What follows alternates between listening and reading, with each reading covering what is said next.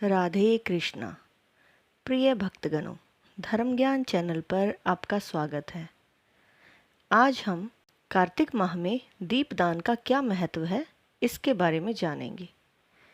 कार्तिक माह में दीपदान करने से स्त्रियों एवं पुरुषों द्वारा जन्म से लेकर अब तक अर्जित पाप कर्म नष्ट हो जाता है। इस विषय में एक प्राचीन कथा बहुत ही महत्वपूर्ण है।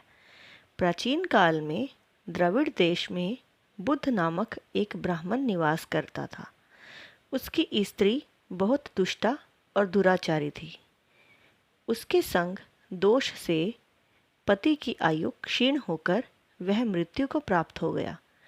पति की मृत्यु के पश्चात भी वह स्त्री उसी घृणित कार्य में लगी रही। लोक निंदा से उसे तनिक भी लज्जा नहीं आती थी। उसका न तो कोई पुत्र था और न ही भाई। वह सदैव भिक्षा से प्राप्त अन्न को ही ग्रहण करती थी। वह अपने हाथ से बनाए हुए शुद्ध भोजन को भी न खाकर मांग कर लाए गए बासी भोजन को ही करती थी। वह तीर्थ यात्रा से भी सदा दूर रहती थी और न ही कभी उसने मंदिर आदि में जाकर कथा प्रवचन ही सुना था। एक दिन कुत्स नामक एक विद्वान ब्राह्मण भ्रमण करता हुआ वहां आया। उस ब्राह्मणी को निंदित कार्यों में लिप्त देखकर उसने पूछा, ओ मूर्ख स्त्री, तू मेरी बात ध्यानपूर्वक सुन। यह शरीर पानी के बुलबुले की भांति है। एक दिन इसका नष्ट होना निश्चित है।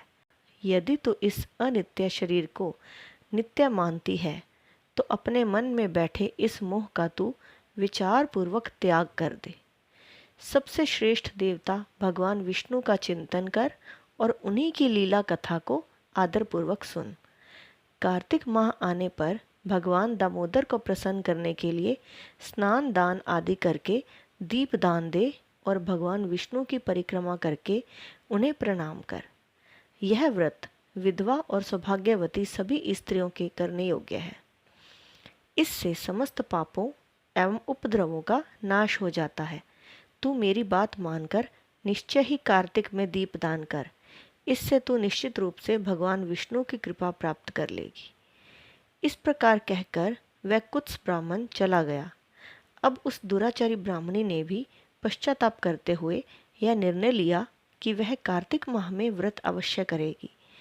कार्तिक माह आने पर उसने पूरे माह प्रातःकाल सूर्योदय काल में स्नान और दीपदान किया। कुछ समय पश्चात आयु समाप्त होने पर वह मृत्यु को प्राप्त हुई और वह स्वर्गलोक में गई। समय अनुसार वह मुक्ति को भी प्राप्त हो गई। जो व्यक्ति कार्तिक व्रत में तत्पर होकर दीपदान के इस इतिहास का श्रवण करता है और स्वयं भी दीपदान करता है, उसे अवश्य ही मोक्ष की प्राप्ति होती है।